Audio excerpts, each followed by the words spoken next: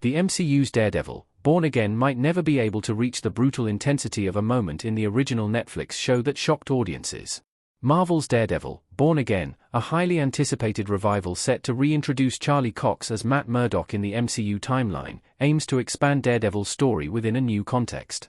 This new series comes with heightened expectations, as the Netflix Marvel series, particularly Daredevil, were known for a level of graphic violence and mature storytelling that was unique in the Marvel catalog. Marvel's original Netflix shows like Jessica Jones, Luke Cage, Iron Fist, and, of course, Daredevil all had darker, grittier tones than typical Marvel projects, bringing intense violence and mature themes. The Daredevil series was one of the standouts, with a rawness that felt unmatched. Daredevil, Born Again has a lot to live up to, not only in the story but in its willingness to embrace the same brutal, unforgiving tone that made the original show so memorable. Daredevil Season 1, Episode 3 brought a truly shocking moment of violence into its story. In Season 1, Episode 3 of the original Daredevil series, a truly shocking and brutal scene took the show to new heights of graphic intensity and cemented its mature tone. The moment centers on John Healy, a hitman whom Daredevil has captured and pressed for information on Wilson Fisk, known as Kingpin.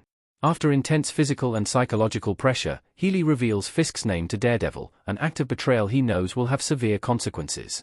What follows is an incredibly disturbing twist. Rather than facing Kingpin's wrath, Healy chooses a horrific escape.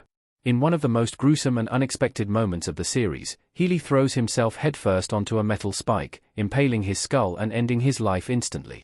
This moment was certainly surprising, but also illustrated the kind of brutal world Daredevil operates in. Daredevil established a universe where even the most hardened criminals fear Fisk enough to take their own lives rather than face his punishment.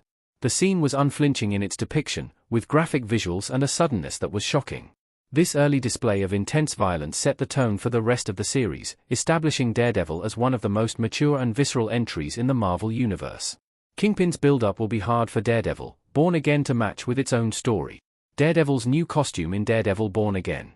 One of the most compelling aspects of the original Daredevil series was its slow, suspenseful build-up to Kingpin and Daredevil's meeting. Across the first season, Fisk was introduced gradually, with hints of his control over Hell's Kitchen and a growing sense of dread about his influence and ruthlessness. He was a shadowy figure at first, a powerful presence that remained elusive, which allowed the tension to build naturally. When Daredevil and Kingpin finally faced off, the moment felt earned, the culmination of an expertly crafted suspense arc.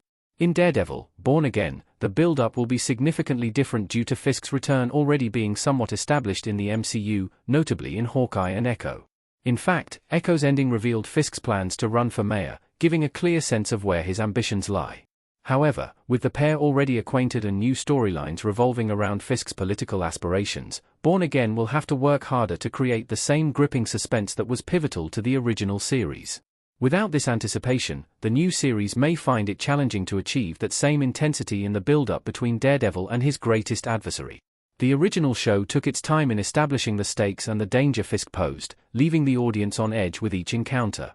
Daredevil, Born Again may need to take a different approach, emphasizing Fisk's political power and the ripple effects of his corruption, but it will be difficult to replicate the raw fear that the original series cultivated with such precision.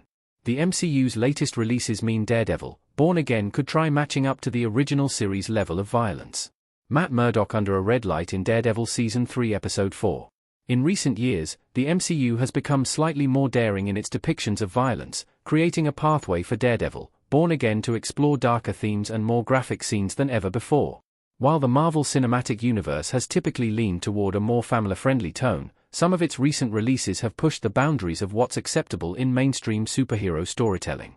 Doctor Strange in the Multiverse of Madness, for instance, featured Scarlet Witch annihilating the Illuminati in an unsettling sequence, proving that the MCU isn't afraid to explore disturbing moments even without intense gore. Likewise, Moon Knight and Werewolf by Night introduced darker themes and stylized violence that hinted at the potential for future Marvel projects to expand beyond their usual limitations. Deadpool and Wolverine, however, was a triumphant, fully R-rated Marvel movie, proving that the franchise is not tied to its younger audience. With these precedent-setting choices, Daredevil, Born Again has a real chance to embrace a level of violence closer to that of the original Daredevil series.